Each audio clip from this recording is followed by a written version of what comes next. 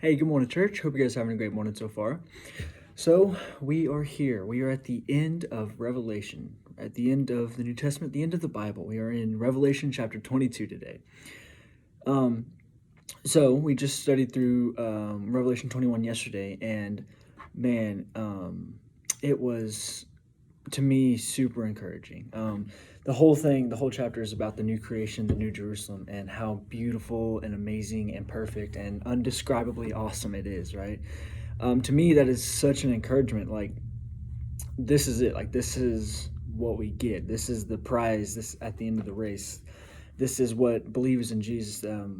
This is what we get. And I don't know. I read it and was just my jaw dropped. Like, it was in my mind. It was so beautiful and so perfect. And I loved it. But we are in chapter 22 today. So if we want to go ahead and jump right in, if you look, it goes straight from the new creation and the new Jerusalem. And then you see, mine says, called a little header called the source of life. So you see this beautiful river, and you see the tree of life in the middle of the river. And then if you keep reading, another header that mine says is the time is near. And I know you guys,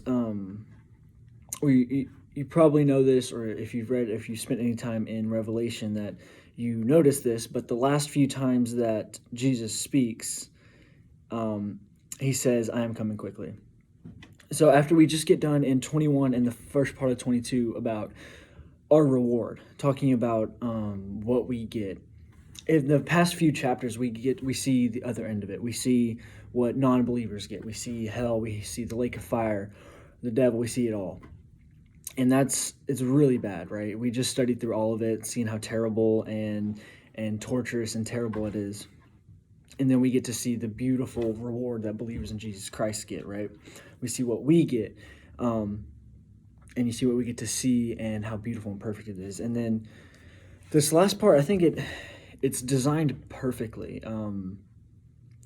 There's obviously God's word is perfect, but the way it's designed and the way it's laid out, after going through the entire Bible, the Old Testament, New Testament, history, and everything going on, and we just went through what is going to happen in the end times and how terrible all of this is, and we've read all about hell and heaven and everything that's going on.